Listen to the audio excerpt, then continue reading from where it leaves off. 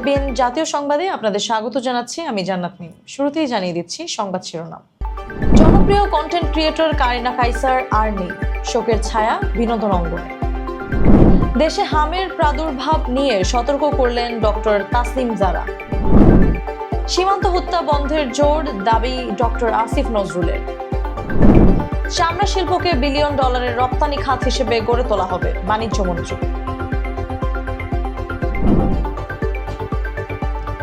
এতক্ষণ শুনছিলেন শিরোনাম, এবারে বিস্তারিত।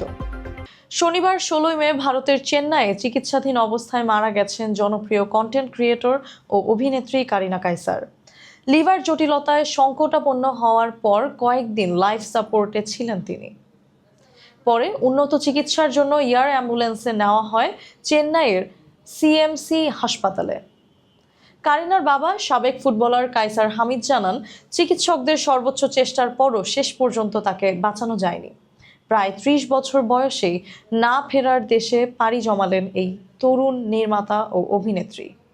সামাজিক যোগাযোগ মাধ্যমে প্রাণবন্ত উপস্থিতি দিয়ে জনপ্রিয় হওয়া কারিনা অভিনয় ও চিত্রনাট্য লেখাতেও নিজের পরিচিতি গড়ে তুলেছিলেন।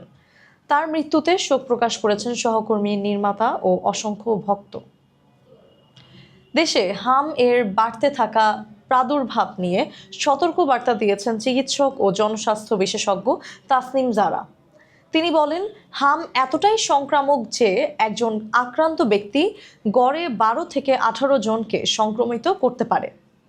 ফেসবুক পোস্টে তিনি দ্রুত জাতীয় হাম হটলাইন চালু, আক্রান্ত এলাকা চিহ্নিতকরণ এবং রিং ভ্যাকসিনের কার্যক্রম শুরুর পরামর্শ দেন। দেশের কোথাও টিকার কভারেজ কম থাকলেই সেখানে ভয়াবহ প্রাদুর্ভাব দেখা দিতে পারে।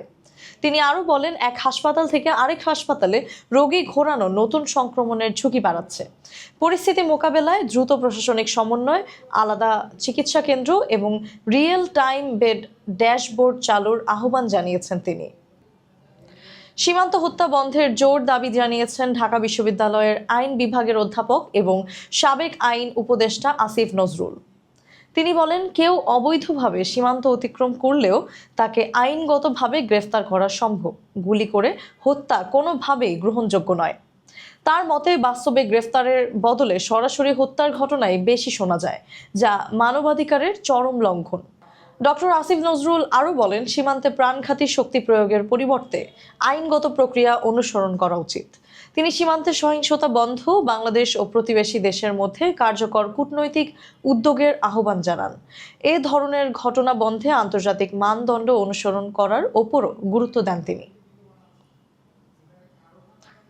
চামড়া শিল্পকে দেশের অন্যতম প্রধান বিলিয়ন ডলার রপ্তানি খাত হিসেবে গড়ে তোলার প্রত্যয় ব্যক্ত করেছেন বাণিজ্য, শিল্প, বস্ত্র ও পাট মন্ত্রী খন্দকার আব্দুল মুক্তাদির। চামড়া শিল্পকে দেশের অন্যতম প্রধান বিলিয়ন ডলার রপ্তানি খাত হিসেবে গড়ে তোলার প্রত্যয় ব্যক্ত করেছেন বাণিজ্য, শিল্প, বস্ত্র ও পাট মন্ত্রী খন্দকার আব্দুল মুক্তাদির। শনিবার সিলেটের রিকাবি বাজার আয়োজিত বিজ্ঞান ও প্রযুক্তি সপ্তাহের উদ্বোধনী অনুষ্ঠানে প্রধান অতিথির বক্তব্যে তিনি কথা বলেন। তিনি জানান, চামড়া শিল্পের বিদ্যমান সমস্যাগুলো চিহ্নিত করা হয়েছে এবং খাতটিকে উন্নত করতে অংশীজনদের সঙ্গে আলোচনা চলছে। মন্ত্রী বলেন, স্বল্প সময়ের মধ্যে বড় পরিবর্তন সম্ভব না হলেও দীর্ঘমেয়াদী সংস্কারের মাধ্যমে শিল্প খাতে ইতিবাচক অগ্রগতি আসবে। অনুষ্ঠান শেষে তিনি মেলার স্টল পরিদর্শন করেন এবং শিক্ষার্থীদের উদ্ভাবনী প্রকল্প দেখে তাদের উৎসাহিত করেন। সংশ্লিষ্টরা আশা করছেন এ উদ্যোগ দেশের অর্থনীতিতে নতুন সম্ভাবনার দ্বার খুলে দেবে। এই ছিল আজকের জাতীয় সংবাদ। নিয়মিত সংবাদ পেতে এফবিএন নিউজের সাথেই থাকুন। ধন্যবাদ।